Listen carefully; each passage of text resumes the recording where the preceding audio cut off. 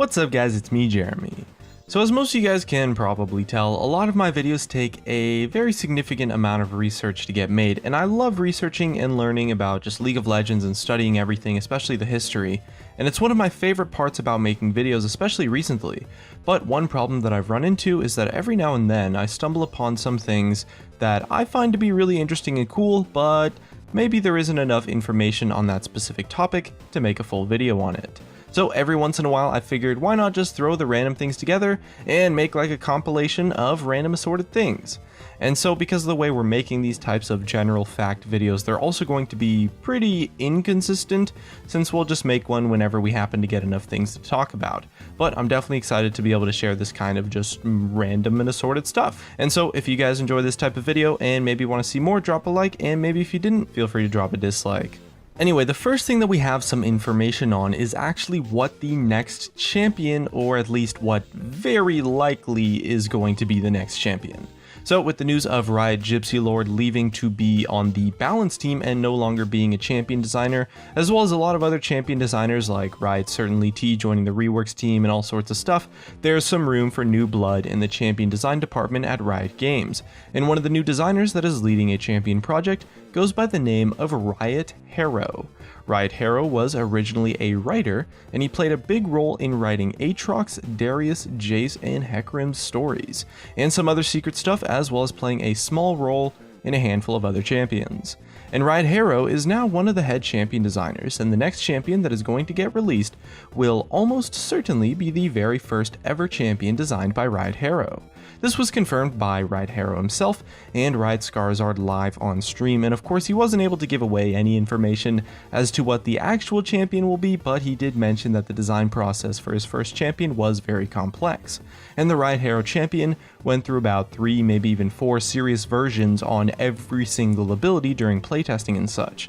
So hopefully we have some exciting stuff to talk about in the What Could Have Been episode for his champion, and I'm definitely looking forward to its release.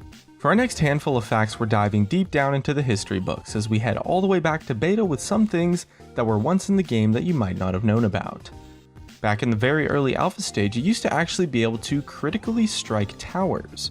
You would crit them just as you normally would a critical strike on a champion or a minion, dealing 200% damage, and back then the stat of critical strike was also much more readily available. I mean, you could get it flat chance of critical strike through your masteries, and the items and runes for it were a little bit more generous as well. So being able to crit towers would have led to some very quick tower taking.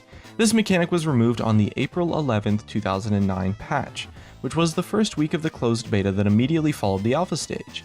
I imagine it was removed because champions building critical strike chance were already taking towers extremely fast because of their attack speed. I mean, just imagine an AD carry now, they already take down towers crazy fast, but if you could crit them, oh man, they'd be gone in just a few seconds, so it was probably for the better that they removed them this early on into the game. Another thing that you might not have known that existed during the early days of League of Legends is that minions used to be able to regenerate health. I'm not entirely sure if it was all minions or maybe just cannon minions or inhibitor minions or what exactly, but there was definitely some form of minion regeneration in the game, which is honestly kind of a weird concept.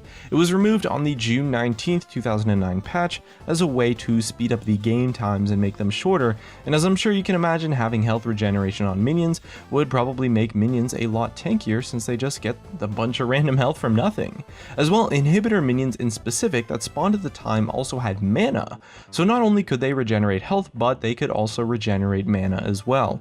I'm not really sure what exactly the mana was used for, but they definitely did have it, and it would have been kinda weird since the mana regen was removed back in beta, but the actual mana stat on the minions wasn't removed until patch 108, long after the game had already launched, so it's quite likely that the mana wasn't used for anything, just that it happened to randomly exist on the minions as a stat. Honestly, when I think about just how different the game was back in beta, it really makes me realize that the League of Legends beta was honestly pretty damn awesome.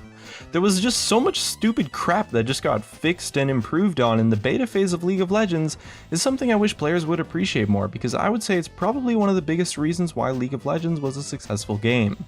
Another thing that existed way back during the beta is a little bit of a silly one because it was the set of champion icons being a lot different to what we know today. The champion icons have evolved throughout the years in League of Legends, but way back in the beta, the champion icons all looked way different to what they do now. I mean, just take a look through them. These are the original icons for the first 38 champions in League of Legends, so everyone released before Shaco and Heimerdinger. Back then, the writers used to make all of their ability icons in Microsoft Paint, and I'm not sure if they made the champion icons that way too, but just looking at these, well, it's probably safe to assume that they did. Every time a champion gets an updated icon, I always see comments complaining about it on Reddit or on the forums or someplace random, but you guys don't really understand how bad it really was back in the day. And I, for one, am glad that Riot does actually try to update the champion icons every once in a while. It kind of makes you wonder, I mean, what champion icons exist in the game today that are maybe deserving of an update or some tweaks or something? All of the icons are perfectly acceptable now, but I'd like to see maybe Galio, maybe Yorick, get some nice updated icons eventually. Who do you guys feel should get an updated icon? Leave a comment and I'll take a look through them later on. And while we're on the topic of the beta, one thing that I didn't actually realize until very recently, but if you check all the way back to around early 2010, on LeagueOfLegends.com, they had a page that talked about some features that they were developing at the time. And most of them were, you know, pretty standard things like your ranked system, because at the time they didn't have a ranked system. And of course, they also mentioned replays and a spectator mode and all of that great stuff. Pretty much everything made it into the game that they listed on that page, except for replays, of course. Rest in peace, League of Legends replays. But one thing that Riot was actively spending development time on at the time that I actually had no idea that they actually developed this was voice chat. Now, voice chat is something that has been talked about a lot, and it's obvious that Riot knew about it and chose not to implement it, but I figured they had just always thought that they had never wanted to develop it from the start, but it turns out that they had been actively developing it at one point in time with the idea that it would eventually be added to the game. And I'm going to quote what they said on their website about 6.5 years ago. One of our long-term goals is to add a fully integrated voice chat solution to League of Legends and the PvP.net platform. Voice chat will be opt-in and persistent throughout the experience, and you'll be able to create custom chat rooms with your friends, teammates, and clan members. And somewhere along the line, they decided that they would not implement voice chat, but I'm kind of interested to hear your guys' thoughts on voice chat, because it's probably one of the very, very few remaining controversial topics that I've never talked about before on this channel. And usually I love talking about controversial topics, but with voice chat, that's mostly just because I kind of have like a very neutral opinion about it. I honestly kind of don't really care, or at least I don't care enough to pick a side. I mean, I'm fine with it being implemented, or I'm fine with it not being implemented, but who knows? I just kind of found it interesting how it's something that a reasonable amount of players want that was actually in development at one point, rather than it being something that Riot just never wanted to implement from day one, which is what I had originally thought about voice chat. And that wraps up our 5 things for today. I'm not sure if every video is going to be 5 or what exactly I'm going to do with this idea, but hopefully you guys enjoyed hearing some in-depth thoughts about just random shit, basically. Let me know what you guys thought of the format in the comments below, and if you enjoyed the video, leave a like, and if you didn't leave a dislike, subscribe if you want. Thanks for watching, and I'll see you guys next time.